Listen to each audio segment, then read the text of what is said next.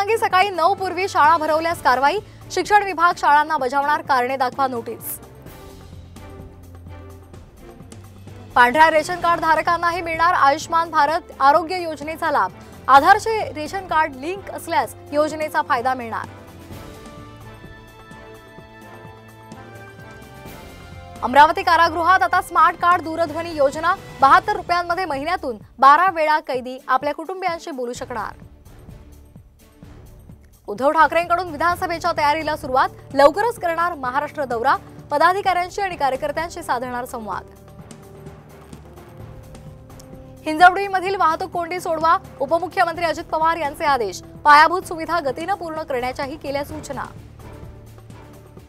OBC समाजाचा प्रतिसाद पाहून लक्ष्मण हाके यांना अश्रू अनावर, हा पुरोगामी महाराष्ट्र नाही, आम्हाला दुय्यम वागणूक मिळते, हाकेंचे भावनिक उद्गार।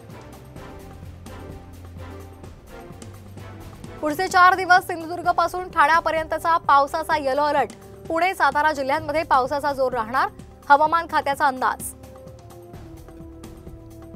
पालघर जिल्ह्यामध्ये मध्यरात्रीपासून सर्वत्र दमदार हजेरी, विजांच्या पूर्व कडकडाटासह पूर्व आणि पश्चिम किनारपट्टीवर मुसळधार पाऊस।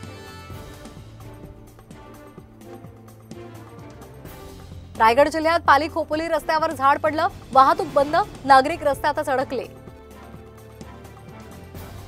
कल्याण डोंबिवलीमध्ये आज सकाळपासून धोधो पावसाला सुरुवात, काही रस्त्यांवर पाणी साचल्यामुळे नागरिकांची तारांबळ।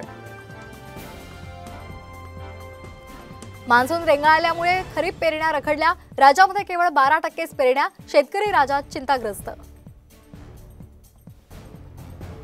यंदाही शेतकऱ्यांना मिळणार 1 रुपयामध्ये पीक विमा, 15 जुलैपर्यंत अर्ज करता येणार, कृषी मंत्री धनंजय मुंडे यांची माहिती। धाराशिव जिल्ह्यामध्ये आतापर्यंत 25% शेतकऱ्यांना पीक कर्जाचं वाटप, जिल्हाधिकारी डॉक्टर सचिन ओंबासी यांची माहिती। सिंधुदुर्गातल्या आंबोली घाटातल्या मुख्य धबधब्यावर पर्यटकांच्या 2 गटामध्ये राडा, आंबोली पोलिसांकडून 29 पर्यटकांविरोधात गुन्हा दाखल। नागपुरात 52वा शिवराज्याभिषेक सोहळा आज साजरा, किल्ले रायगडावर सोहळ्याची जय्यत तयारी।